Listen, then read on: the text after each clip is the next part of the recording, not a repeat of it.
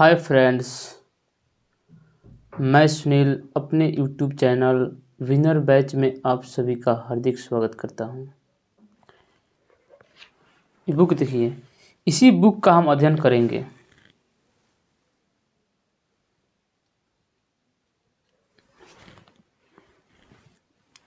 ये बुक देखिए, इसी बुक का हमें अध्ययन करना है। ठीक, विज्ञान कक्षा 10th।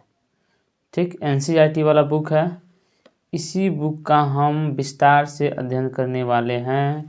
तो आइए हम शुरू करते हैं। देखिए, हम इसमें एक एक पेज पढ़ाएंगे आप लोगों को। जैसे आपको ऑफलाइन में पढ़ाया जाता है वैसे हम पढ़ाएंगे, समझाएंगे। ठीक, लेकिन जो उसमें इम्पोर्टेंट क्वेश्चन है उसका हम नोट्स बना दिए हैं। देखिए यहाँ पे सारी क्वेश्चन का नोट्स बनाए हैं। देखिए आप इधर देखिए, सारे बनाए हैं, सब बना कर रखे हैं। ठीक, हम पहले किताब को पढ़ लेंगे, उसके बाद हम इस नोट्स को भी पढ़ेंगे।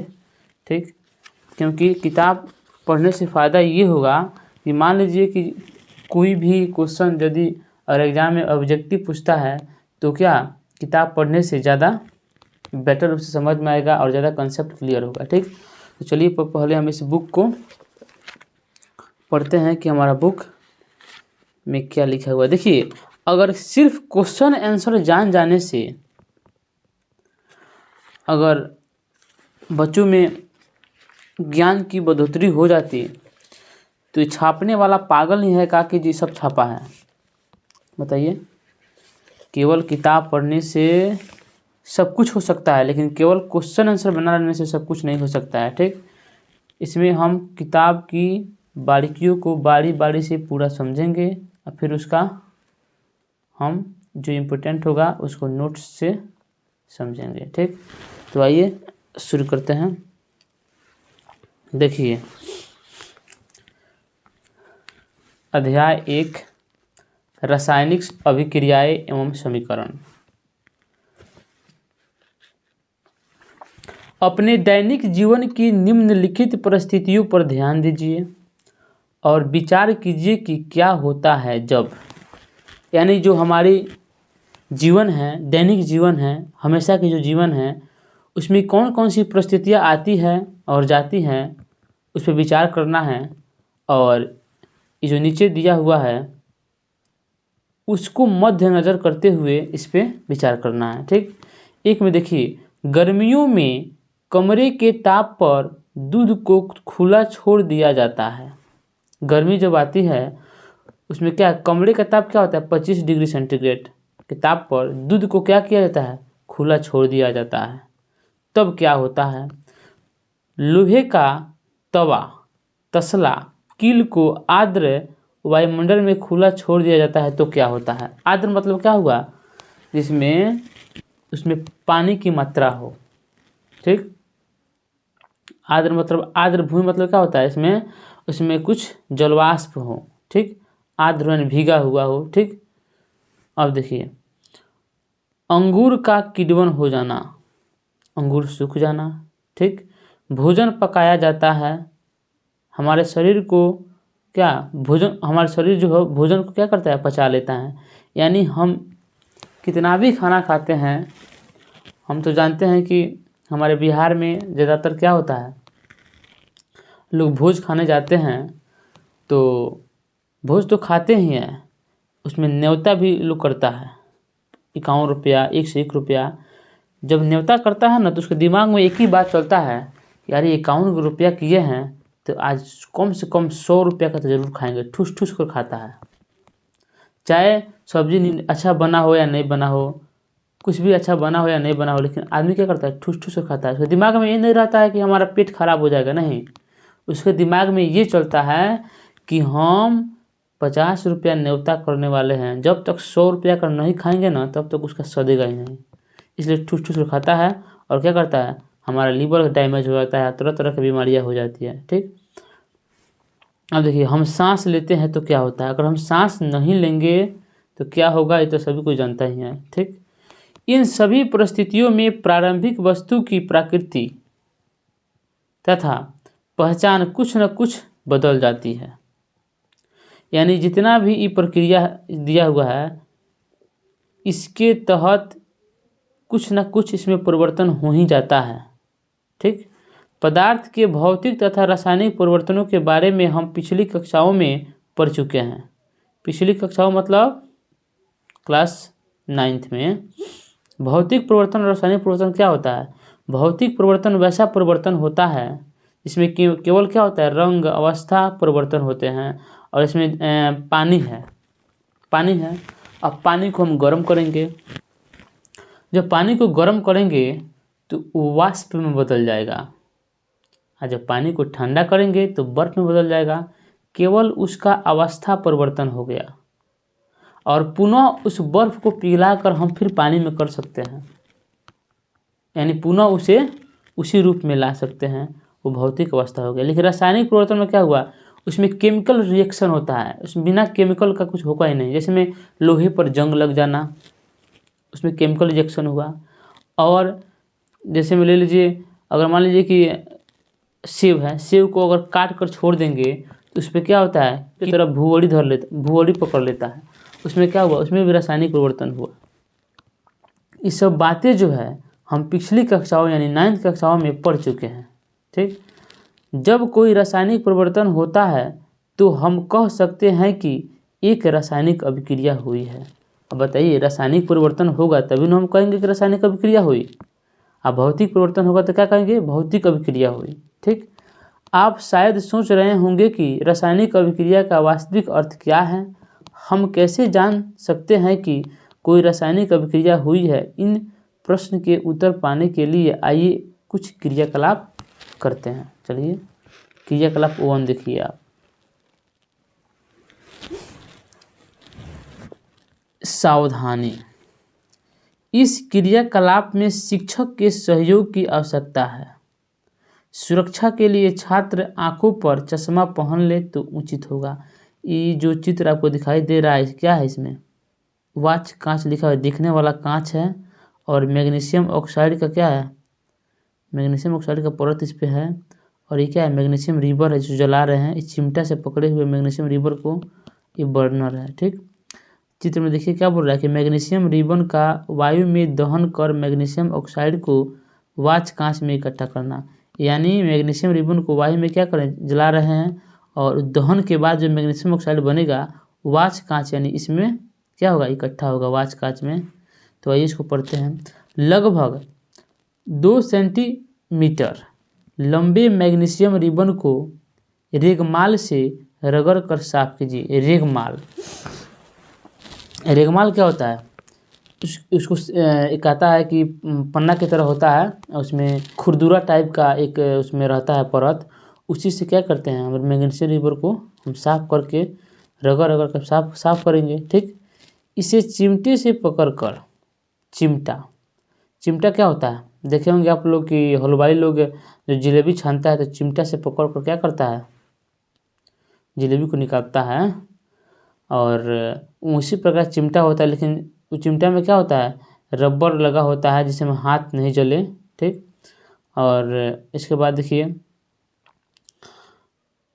स्पिरिट लैंप या बर्नर से इसका दहन करिए तथा इससे बनी राख को वाच ग्लास में इकट्ठा कर लीजिए, जैसा कि चित्र 1.1 में दिखाया गया है। मैग्नीशियम रिबन का दहन करते समय इसे अपनी आंखों से यथासंभव दूरी रखिए। आपने क्या परीक्षण किया, देखिए कि जब आप मैग्नीशियम रिबन का जब दहन कर रहे हैं तो क्या हमारे आंखों को यथासंभव यानी कुछ दूरी बना कर रखिए, ताकि उसका क्या धुआं हमारी आंखों पर प्रभाव डाल सकता है। इसलिए बोल रहा है कि अपने आंखों को यथासंभव दूर रखिए।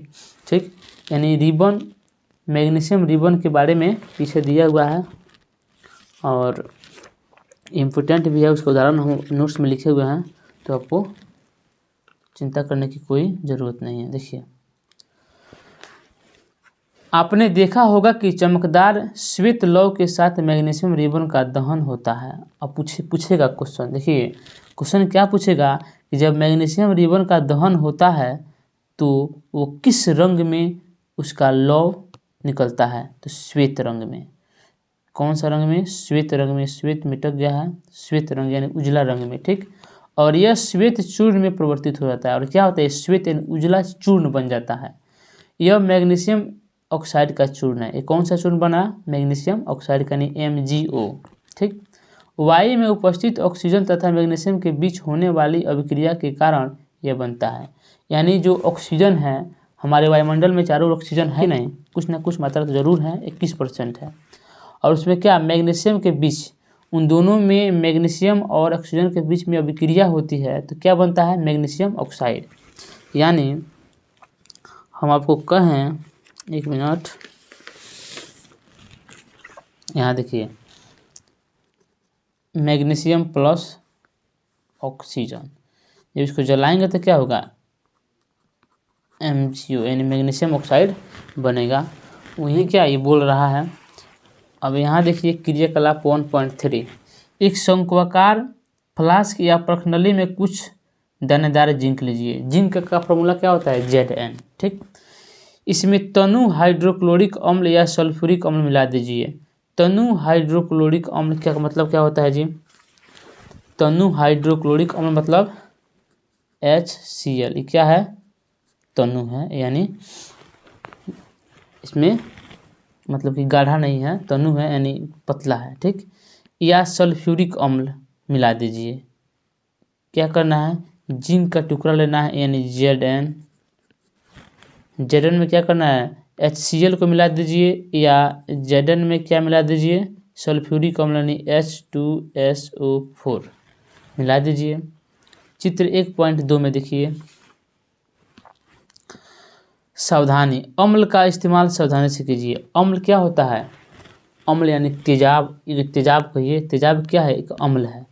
तो आप तेजाब के बारे में तो जानते होंगे कि जहाँ जाएगा वहाँ क्या कर देगा? जला देगा, ठीक। क्या जस्ती के दाने के आसपास कुछ होता दिखाई दे रहा है? शंक्वाकार फ्लास्क या प्रखनली को स्पर्श कीजिए। क्या इसके तापमान में कोई परिवर्तन हुआ? क्रियाकलाप करना है और इसको क्या परीक्षण करना है कि ऐसा हो रहा है कि नहीं हो रहा है, ठीक। ऊपर दिए गए तीनों क्रियाकलापों के आधार पर हम कह सकते हैं कि निम्न किसी भी परीक्षण की सहायता से हम निर्धारित कर सकते हैं कि एक रासायनिक अभिक्रिया हुई है। देखिए, जब भी रासायनिक अभिक्रिया होगी क्या होगी? अवस्था में परिवर्तन हो जाएगा, रंग में परिवर्तन हो जाएगा, गैस का निकासी होगा या उत्सर्जन होगा। गैस का निकलना ही क्या कहलाता है? उत्सर्जन या निकास कहलाता है। तापमान में परिवर्तन होगा। यदि हम अपने आसपास हो रहे परिवर्तनों को देखें तो पाएंगे कि हमारे चारों ओर विविध प्रकार की रासायनिक अभिक्रियाएं हो रही है। इस अध्याय में हम विभिन्न प्रकार की रासायनिक अभिक्रियाओं और उनके प्रतीकात्मक निरूपण का अध्ययन करेंगे, ठीक। अब देखिए यहाँ क्या है? रासायनिक समीकरण। यहाँ से हमारा क्वेश्चन स्टार्ट होने वाला है कि पूछेगा कि रासायनिक समीकरण क्या है, रासायनिक समीकरण की आवश्यकता क्यों पड़ती है, रासायनिक समीकरण के का महत्व क्या है, ये क्वेश्चन हमसे बोल सकता है, ठीक। तो क्रियाकलाप 1.1 देखिए का विवरण क्या निकला? जब ऑक्सीजन की उपस्थिति में मैग्नीशियम रिबन का दहन होता है। हम क्रियाकलाप 1.1 में क्या पढ़े हैं कि मैग्नीशियम का ऑक्सीजन की उपस्थिति में क्या हुआ था? दहन हुआ था। तब मैग्नीशियम ऑक्साइड में परिवर्तित हो जाता है। वाक्य के रूप में किसी रासायनिक अभिक्रिया का विवरण बहुत लंबा हो जाता है।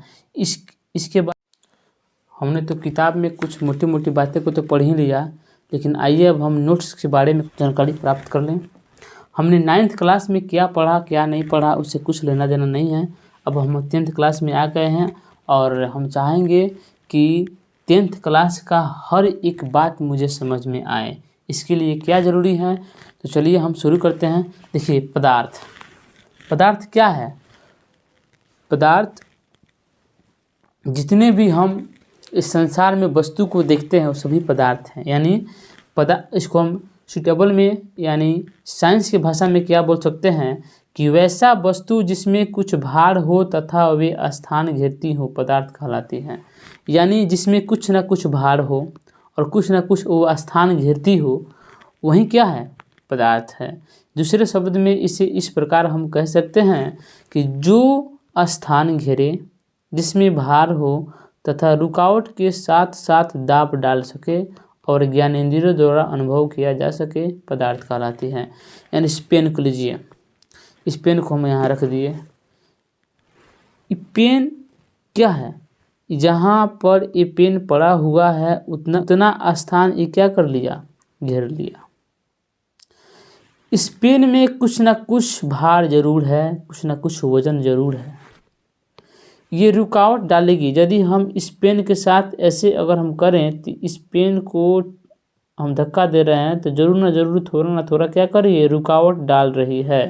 ये थोड़ा भी प्रेशर डाले लेकिन प्रेशर जरूर डालेगी ही डालेगी, यानी दबाव डालेगी। और क्या, ज्ञानेंद्रियों द्वारा अनुभव किया जा सके। यानी हमारी जो ज्ञानेंद्रियाँ कौन कौन सी होती हैं, ज्ञानेंद्रियाँ 5 होती हैं, आँख, कान, नाक, मुंह और त्वचा, शायद 5 ज्ञानेंद्रियाँ होती हैं। ये ज्ञानेंद्रियों द्वारा क्या अनुभव किया जा सके कि हाँ ये पदार्थ है तो पदार्थ है। ठीक, प्रत्येक पदार्थ में द्रव्यमान उपस्थित होता है, इतना तो हमें क्लियर है। परमाणु, अब परमाणु क्या है, अणु क्या है, तत्व क्या है, यौगिक क्या है, मिश्रण क्या है, इन सभी के बारे में जानना बेहद ही जरूरी है। यदि हम साइंस में तेज होना चाहते हैं तो इन सभी के बारे में जानना अति आवश्यक है। इसके बिना तो साइंस पढ़ना क्या है, मूर्खता होगी। अणु छोटे छोटे कणों से मिलकर बना होता है जिन्हें परमाणु कहते हैं। यानी परमाणु क्या है, एक छोटा छोटा कण होता है जिनके मिलने से ही अणु का निर्माण होता है। ठीक, डाल्टन के अनुसार परमाणु क्या था, अविभाज्य था, यानी विभाजित नहीं होने वाला था।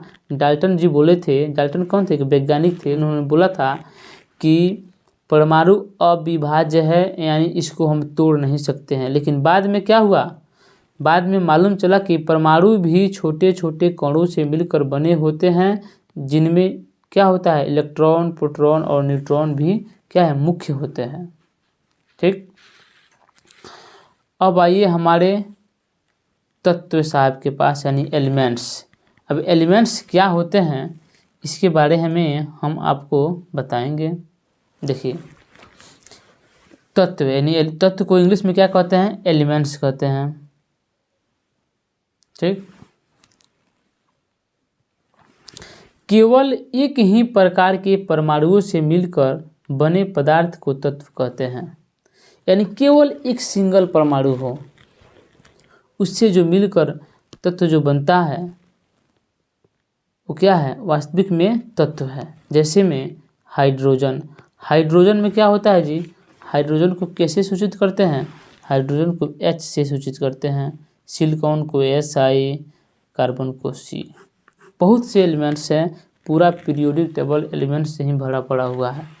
यानी 118 को कितना है, तत्व है हमारे। तो क्या इस सिंगल परमाणु होते हैं। और कुछ बेसिक इसमें जानकारी ले हम।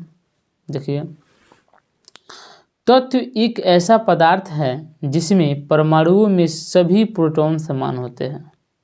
तत्व क्या है, एक ऐसा पदार्थ है जिसमें क्या होता है, जिसके परमाणु में सभी प्रोटॉन समान होते हैं। यानी तत्व में तो एक ही परमाणु होता है, आज जो भी परमाणु अगर एक्स्ट्रा होता है वो क्या, सभी समान होते हैं।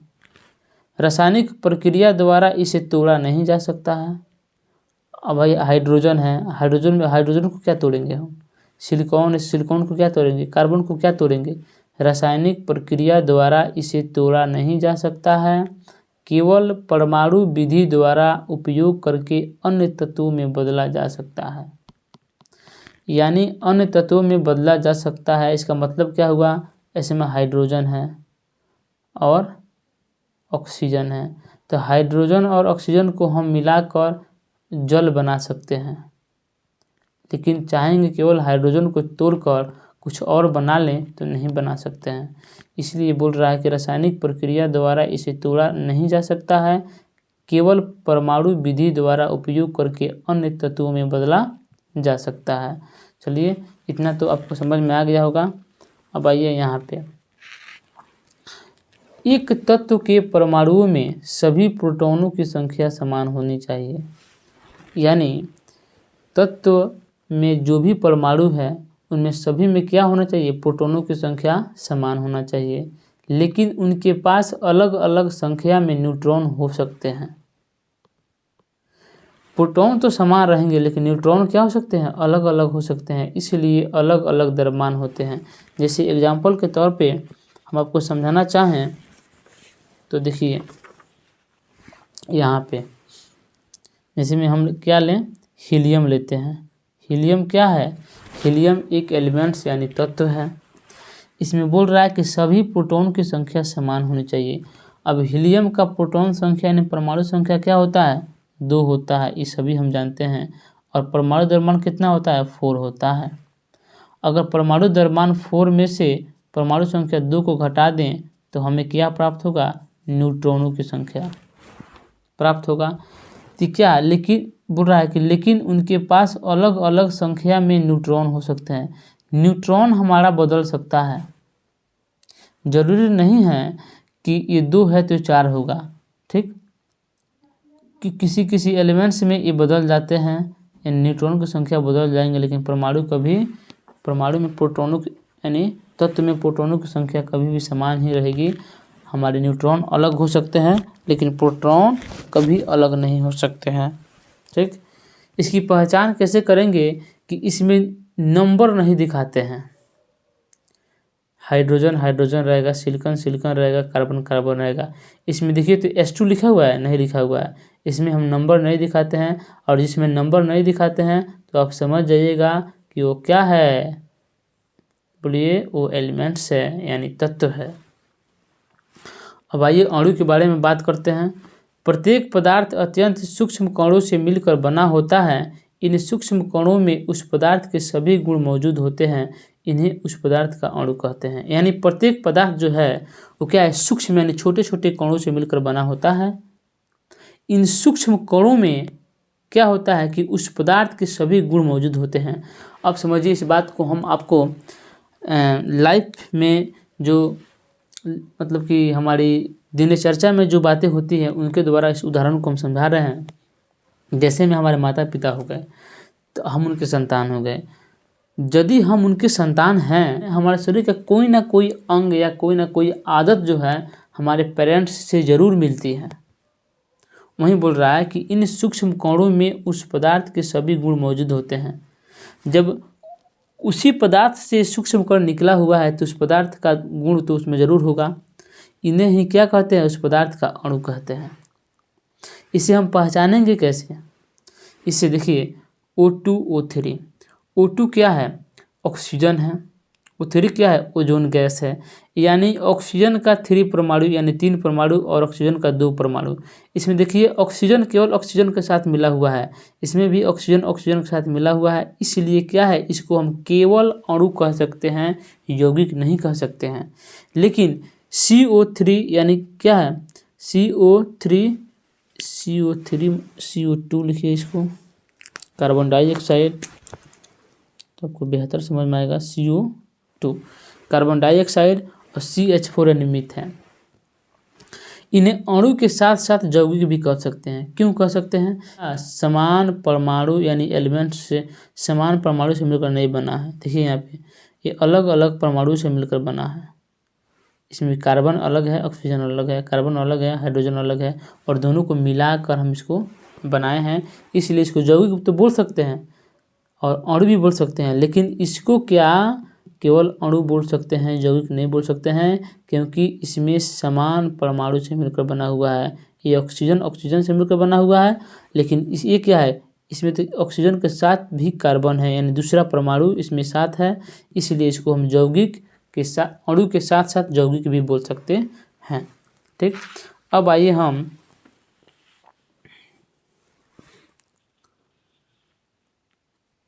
तत्व पढ़ते हैं।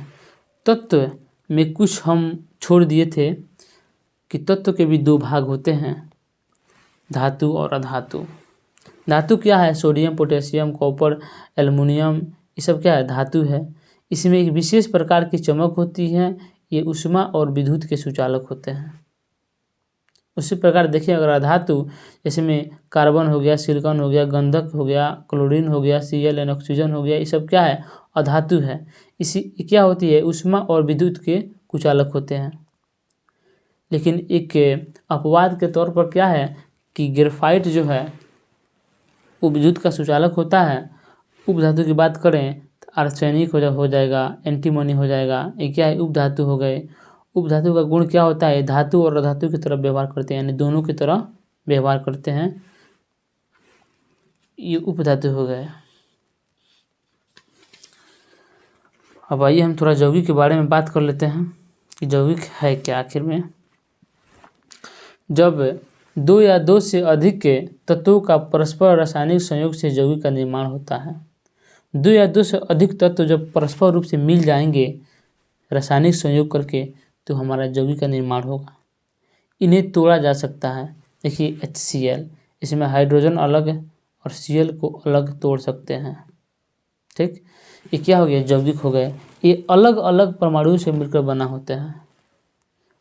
अब O2 को हम क्या यौगिक नहीं बोलेंगे, क्योंकि O2 क्या है, दो गो ऑक्सीजन से मिलकर बना हुआ है, दो ठो ऑक्सीजन से मिलकर बना हुआ है, इसीलिए हम उसको क्या यौगिक नहीं बोल सकते हैं, उसको अणु बोल सकते हैं। लेकिन ये क्या है, दो अलग अलग परमाणु से मिलकर बना हुआ है, इसीलिए हम इसको यौगिक बोलेंगे।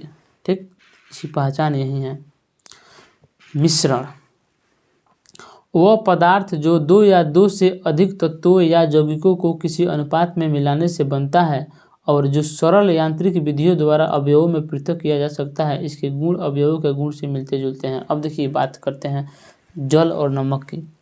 जल और नमक को जब हम घोल देंगे, घोलने के बाद तो मालूम नहीं चलेगा कि जल में नमक कहाँ घुल गया। लेकिन अगर चाहेंगे फिर नमक प्राप्त करना तो जल को वाष्प की विधि से क्या करेंगे, उड़ा देंगे और नमक फिर प्राप्त कर लेंगे। यानी सरल यांत्रिक विधियों द्वारा अवयवों में पृथक भी किया जा सकता है। इसके गुण जो अवयवों के गुण से मिलते जुलते हैं। अब बताइए, जल में अगर नमक घोल देंगे तो किस तरह दिखेगा, जल ही की तरह दिखेगा, कि दूध हो जाएगा, जल ही की तरह दिखेगा। पीतल में देखिए कॉपर और जिंक मिला होता है, अगर चाहेंगे तो कॉपर अलग कर लेंगे, जिंक अलग कर लेंगे आसानी तरीका से। ये हमारे मिश्रण हो गए। इसके बाद हमारा क्लास 10th शुरू होता है। तो क्लास 10th का जो भी क्वेश्चन है, यानी जो भी कंसेप्ट है, उसको हम कल समझेंगे। तब तक आप इतना को रिवीजन कीजिए, क्योंकि मोटा मोटी हम क्लास 9th के बारे में बताए हैं कि इतना तो हमें ज़रूर मालूम होना चाहिए कि तत्व यौगिक क्या है, मिश्रण क्या है। नहीं तो आगे जब पढ़ाएंगे तो जो तत्व आएगा, यौगिक आएगा, मिश्रण आएगा, तो आप कंफ्यूज हो जाएंगे कि पता नहीं यौगिक क्या है, मिश्रण क्या है। इसीलिए हम इसको बता दिए हैं। और फिर जो हमारा अगला लेक्चर आएगा तो अध्याय 1 यानी केमिस्ट्री का अध्याय 1 आएगा, और जो आपकी परीक्षा की दृष्टि से काफ़ी इम्पोर्टेंट होगा। ये हमारी परीक्षा की दृष्टि से उतना इम्पोर्टेंट नहीं है, क्योंकि ये क्या है, हमारे बेसिक को मजबूत करते हैं। जब इसको हम नहीं जानेंगे तो आगे हम क्या पढ़ेंगे। आज हम अगर हम तत्व के बारे में नहीं जानते हैं तो कल कोई तत्व के बारे में हमसे बताएगा, चाहे कोई परिभाषा में तत्व आएगा तो हमारा तो मुंह खुला का खुला रह जाएगा कि पता नहीं तत्व क्या है। इसलिए इसको जानना बेहद ही आवश्यक है। आप जान गए, आशा करता हूँ कि आपको वीडियो बहुत ही अच्छी लगी होगी। और बार बार रिवीजन कीजिए, पढ़िए। फिर हम अगली क्लास में वीडियो लेकर आएंगे बहुत ही बेहतर ढंग से। आपके हम देखिए किताब भी पढ़ाएंगे। किताब पढ़ाने से आपको फ़ायदा ये होगा कि सारा ऑब्जेक्टिव पकड़ में आ जाएगा, और जो भी इम्पोर्टेंट बातें होंगी उसको हम नोट्स में पहले से ही लिख कर लाएंगे और आपको एक नोट्स रखकर आराम से उसका रिवीजन करा देंगे। ठीक।